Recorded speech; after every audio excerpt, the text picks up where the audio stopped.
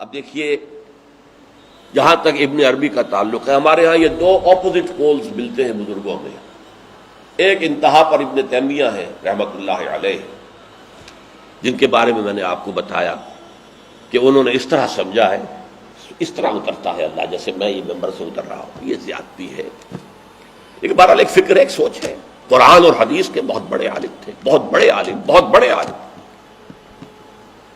دوسری انتہا پر ابن عربی ہیں جن کا فلسفہ میں نے آپ کو بتایا. تمام صوفیاء ابن عربی کو شیخ اکبر کہتے ہیں، الشیخ الاکبر، اور صرف الشیخ کہیں گے، دی شیخ، تو اس سے مراد ابن عربی ہوگا. اور ابن تیمیہ انہیں کہتے ہیں زندیق، ملحد. یہ دو انتہائیں ہیں. ہمارے ہاں جو عام طور پر اہل حدیث حضرات ہیں وہ ابن تیمیہ کے فالوورز ہیں ان عقائد میں. ان کے ہاں تصور کیا ہے؟ اللہ تعالی ہر جگہ اگر ہے تو صفاتی اعتبار سے، ذاتی اعتبار سے نہیں. وہ تو اپنی جگہ عرش پر ہے، ساتویں آسمان کے اوپر عرش ہے، عرش کے اوپر کرسی ہے، کرسی پر وہ ہے.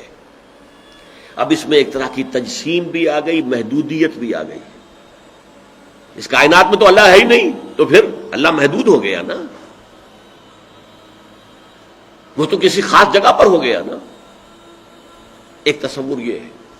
اور عام آدمی یہ بھی سمجھے تو ٹھیک ہے، اسے یہ معلوم رہے کہ اللہ ہی رازق ہے، اللہ ہی خالق ہے، اللہ ہی مصیبت سے نجات دلانے والا ہے، اللہ ہی مشکل کشا ہے، اللہ ہی حاجت روا ہے، اللہ ہی، یہ بس اسے معلوم ہو، توحید مکمل ہو گئی. لیکن فلسفہ کچھ اور شے ہے، فلسفہ کچھ اور سوالات پیدا کرتا ہے. جیسے میں نے کہا ہے صفات ذات حق، حق سے جدا یا عین ذات. اب یہ فلسفہ ہے. صفات باری تعالی اگر قدیم ہے صفات تو یہ غصہ، یہ تو قدیم نہیں ہو سکتا. غصہ تو کسی کام پر آیا، خوشی تو کسی کام پر ہوئی، یہ قدیم کیسے ہوگا؟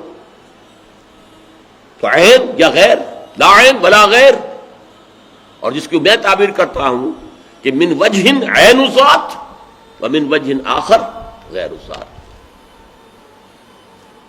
اب اس سلسلے میں علامہ اقبال نے جو بات کہی ہے، جو پروفیسر یوسف سلیم چشتی مرحوم نے مجھے بتایا تھا کہ انتقال سے صرف 3 ماہ قبل یہ اشعار کہے. وحدت الوجود کے، پینتھیزم کے، دونوں کے شدید مخالف تھے علامہ اقبال شروع میں. اسی لیے وہ حافظ کو بھی بہت بڑا گمراہ کن شاعر سمجھتے تھے، اس لیے کہ وحدت الوجود کے عامیانہ انداز میں جو ہے وہ شاعری میں جب اس کو آ گیا ہے تو عوام کے زبان پر جب چڑھا ہے تو وہ اس کے ڈانڈے پینتھیزم سے مل گئے، عوام کے اندر اس کا تصور یہ ہو گیا.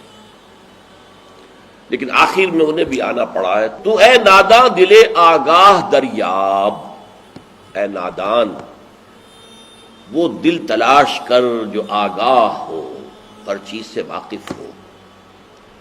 لا موجود الا اللہ دریاب، لا موجود الا اللہ. وہ جو میں نے آپ سے عرض کیا تھا نا کہ لا الہ الا اللہ کے 3 لیولز ہیں. لا معبود الا اللہ، لا مطاع الا اللہ، لا حاکم الا اللہ، ان الحکم الا للہ، لا رازق الا اللہ، لا خالق الا اللہ. اور دوسرا لیول لا مطلوب الا اللہ، لا مقصود الا اللہ، لا محبوب الا اللہ. اور تیسرا لیول لا موجود الا اللہ. ہمارے ٹاپ کے فلسفی اور صوفیاء اس لا موجود الا اللہ پر پہنچے. اور 12ویں صدی کے مجدد اعظم شاہ ولی اللہ دہلوی رحمۃ اللہ علیہ، انہوں نے اس میں قول فیصل کہا کہ محی الدین ابن عربی کی وحدت الوجود اور شیخ احمد سرہندی کی وحدت الشہود میں باریک سا فرق ہے تعبیر کا، ورنہ وہ ایک ہی ہے. اور اس کو انہوں نے عنوان دیا توحید وجودی. ہندوستان میں ہمارے بڑے ٹاپ کے شاعروں میں سے تھے عبد القادر بید الفارسی کے. اس وقت تک ابھی اردو کا وجود ہی نہیں تھا، اردو تھی نہیں ہندوستان میں اس وقت. تو شیخ عبد القادر بیدل جو ہیں وہ وحدت الوجود کے بہت بڑے قائد تھے.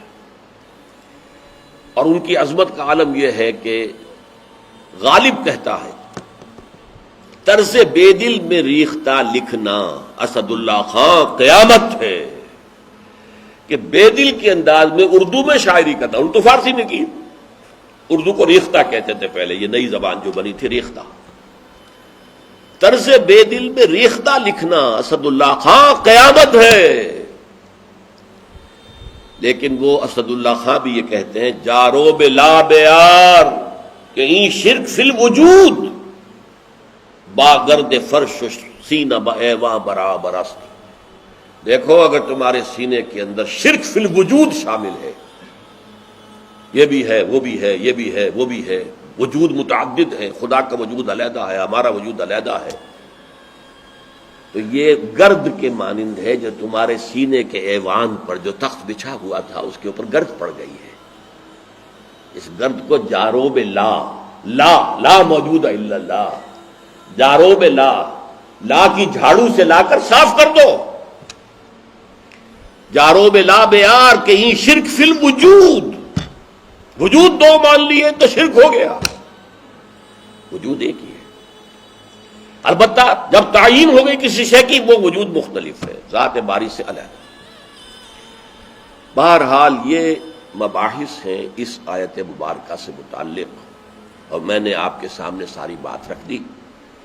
نہ میں کسی کا مبلغ ہوں، نہ یہ دینی مسئلہ ہے، یہ فلسفے کا مسئلہ ہے۔ اب فلسفے میں بہت سے مسائل ایسے پیدا ہو گئے، سائنس کے مسائل ہیں کہ جو کتاب و سنت یا کم سے کم حدیث کی بعض چیزوں سے ٹکراتے ہیں، اب اس میں آدمی غور کرے گا، سوچے گا۔ اسی طریقے سے یہ فلسفے کے مسائل ہیں جو ہمیشہ سے جن پر کام ہو رہا ہے، لیکن یہ دین جو ہے وہ شریعت اور طریقت کا نام ہے۔ حقیقت کو چھوڑ دو، حقیقت جو ہے بس ہے۔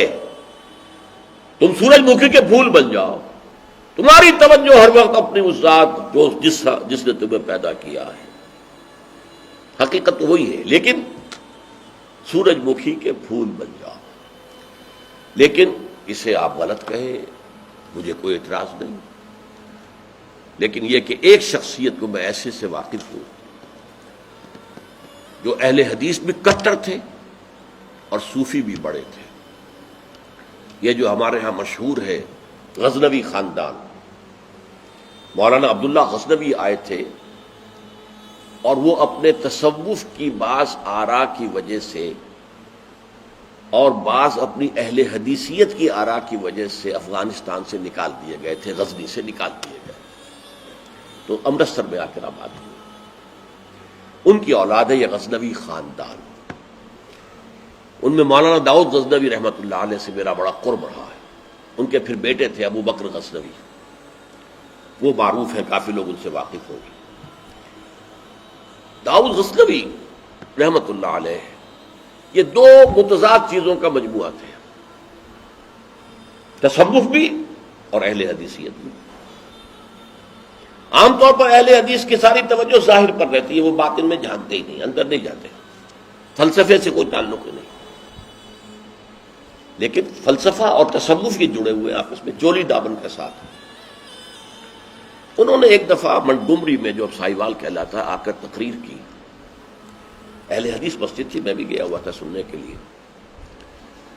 انہوں نے وہ اہل حدیث نوجوانوں سے کہہ رہے تھے کہ دیکھو تم اپنے مسلک پر قائم رہو، ہم غیر مقلد ہیں، ہم کسی کے مقلد نہیں ہیں، نہ ابو حنیفہ کے نہ مالک کے، لیکن کبھی بھی ان ائمہ کی توہین نہ کرنا۔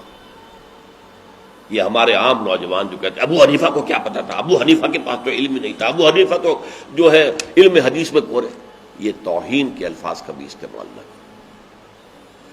اچھا، اس واعظ کے ساتھ انہوں نے مثال دی کہ دیکھیے شیخ محی الدین ابن عربی رحمۃ اللہ علیہ کے سب سے بڑے مخالف شیخ احمد سرہندی رحمۃ اللہ علیہ تھے، دونوں کے لیے رحمۃ اللہ علیہ کہا۔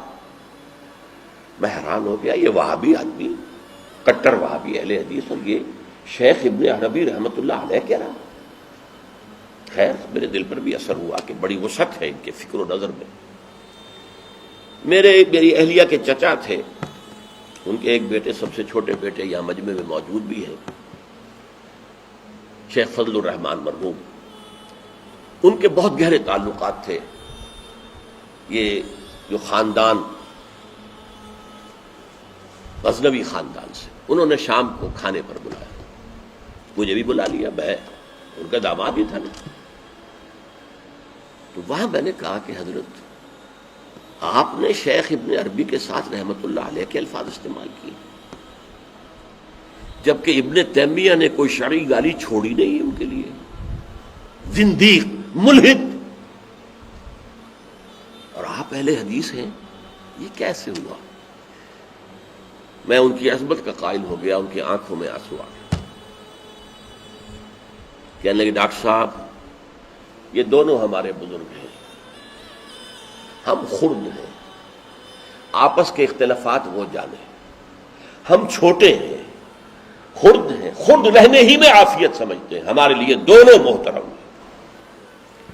اور مسجد میں انہوں نے ایک مثال بیان کی تھی کہ شیخ احمد سرہندی رحمت اللہ علیہ نے شیخ ابن عربی کے بارے میں اپنے مکتوبات میں لکھا ہے ما ذل بردار خان ایشانم لیکن چکنم معاملہ صفات باری تعالی است,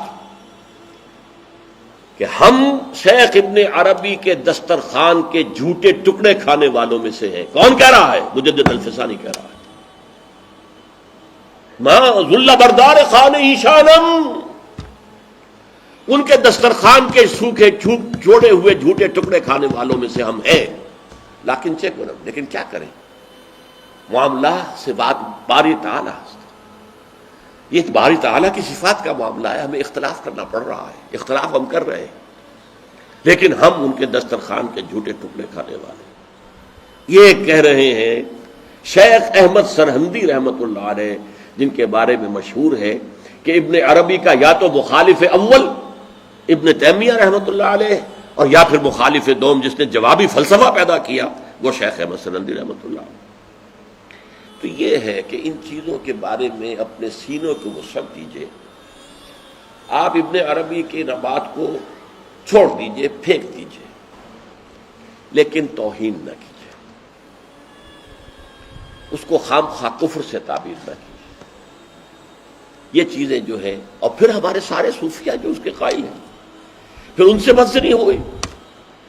میں صرف اس لیے کہ وہ بدزنی اور دلی نفرت کا معاملہ ختم ہو جائے, میں یہ ساری بحث اس لیے کیا کرتا ہوں, ورنہ میرے عام دروس میں ان مسائل پر گفتگو نہیں ہوتی.